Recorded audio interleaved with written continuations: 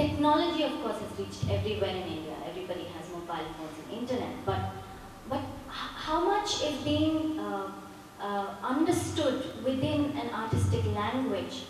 How are the teachers in these institutions translating these movements within their art practices? I think these are the kind of open questions I'd like to just raise, because these are the feelings I got when I went through the exhibition here and when I saw the work. So I think I'll just say that much for now, and I'll pass it on to Mr. Rajendra. Oh, there's one thing I want to add particularly, because I'm passing it on to you, in the context of what are magazines, what are these different magazines that are produced in India doing to help this entire engagement of a public with art spaces and with artists. So I'd like to open that up to you. Thank you, Lina. I'm Rajendra, as Lina said, editor of Indian Contemporary Art Journal. That's a quarterly magazine published from Bombay. And I'm director of India Art Festival. That's a new art fair started last year, which was there in Nehru Center, Bombay, where almost 40 galleries from Delhi, Chennai, Calcutta participated, even some galleries from Singapore, Toronto, and London were there. There are these big speakers forum also, where almost 3 days many writers, architects were invited from Delhi, Chennai, Calcutta, and Hyderabad. Now I would like to, looking forward-looking where the contemporary art is headed. It's a very vast subject, how to approach, from what angle to approach. It depends on the individual perspective. But what Gayatri Sinha has said, that India is a late entrant at the international art circuit or the global stage. And the second point she made is the rise of Asia. Then Lina made one point that there are art colleges in India. If you remember, Anirudh was facing yesterday that we started art colleges in the 1850s at Kolkata, Delhi, Kolkata, Bombay, and Chennai, and then my school, of course, at Lahore. The curriculum which was designed that time, of course, was different based on the British academic model. But after that, when Indians took over, the curriculum which was designed almost 60 years ago, still that outdated kind of system is going on. And then the point is, as Gayatri said, we are late entrant in the international art circuit. To start to look at how we started, to reach at the global stage, really started in the post-90s when India opened its art for the global market. Post-90s, in the early 90s, we can say we saw the rise of this art gallery system in India. Earlier also there were some galleries, but hardly few galleries were there in India. If you take early 90s, almost hardly 100 galleries were there in the 1990s. As on today, there are 450 galleries in India. Well, I know this statistic because my marketing team, goes on contacting the galleries in various cities. So the thing we started in 1990, we saw that there were only 100 galleries in such a huge country like India.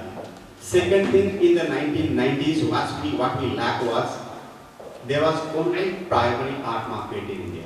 Only primary art market, and everybody knows the constituents of primary art market. The producer is the creator here, artist, promoter, the gallery, and the art collector. There was no secondary art market in India, almost non-existent in the early 90s. So this makes a lot of difference to take your art at the global stage, global level. And you can imagine the first art auction of Indian contemporary art took place in 2000. The first auction by Christie's of Indian contemporary art took place in 2000. So late, just 12 years ago. If you look at all the statistics, as we are late entrants, and second thing, the things which happened in the late early 90s till late 90s. Then the real thing came in 2002, 2003, when Indian art market, started to go to a level which can be treated a little bit at par with the global stage. The prices. I will tell you the example. Till 1990, Indian art market or the artworks of even our international level artists like M.F. Hussain, Hassan Suja were hugely undervalued. In 1990, or I will say exactly in 1989, Hussain was selling the artwork maximum up to 1 lakh rupees. Same thing, Akbar Padam Singh, something 80,000 to 90,000. And then the first auction took place in Bombay in 1989, and that was organized by Times of India and Bombay Art Society. I am on the committee of Bombay Art Society. I have the access to a little bit of that kind of history. So first auction took place in Bombay. That was called as a times auction. And in that auction, the entire Viti area of Bombay. The artworks were displayed on the Viti station and in that Times of India Square. And that was the first auction where the artwork of Hussain was sold for 10 lakh. And that was the only artwork which was sold for 10 lakh, and then others were the same what they used to sell for 80,000-90,000. After that auction, now that auction was organized as I said by Times of India and Bombay Art Society. Bombay Art Society completed 100 years in 1989 and Times of India completed 150 years in 1989. It was founded somewhere in 1838.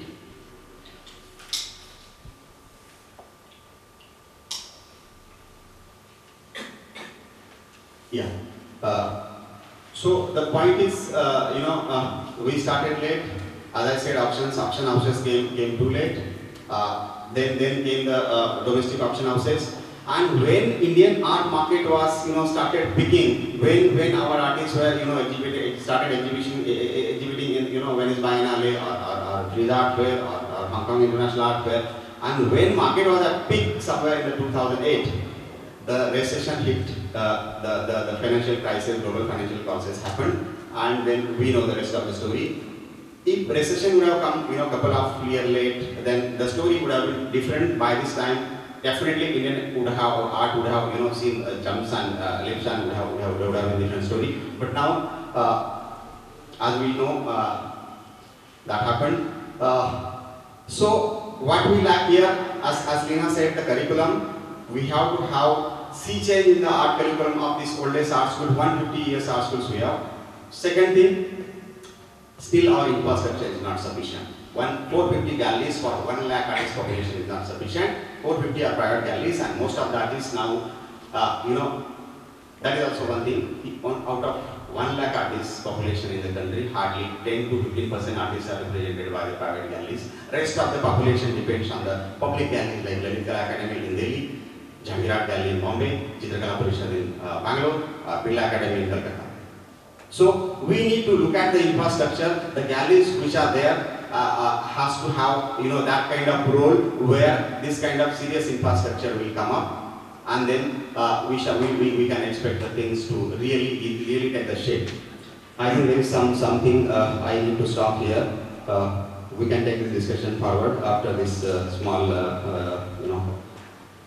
interruption.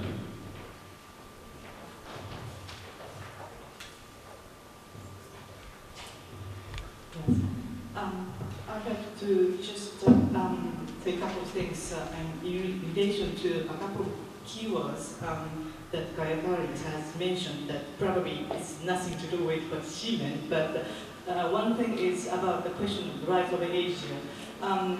This question and project in the APTs and Japan Foundation Asia Center and all these projects which has been developed in the 1990s, and I was also a part of it. So then I moved to Paris. So when I was working for all this Asian kind of network project, I kind of felt that there is this this sense of rise of Asia, but when you move to Europe, and it's just illusionary. It doesn't really exist. I mean, the point is that we are not talking about the country. I mean, we're talking, and then also this is in relation to this absence of heroic. And the thing is that we are looking at art, great art. Not about the country. So whatever India, we are not talking about India itself. So what we are necessary is, of course, in order to understand its context and why these works are produced, we need to have certain knowledge. We have to study certain the context.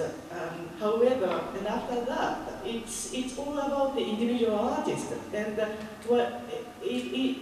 was very happy I could organize this exhibition with the Indian artist, but it's sort of introductory. And now what is necessary is sort of look into the individual artist. And I think it's necessary to have an artist, and we need a solo show or something.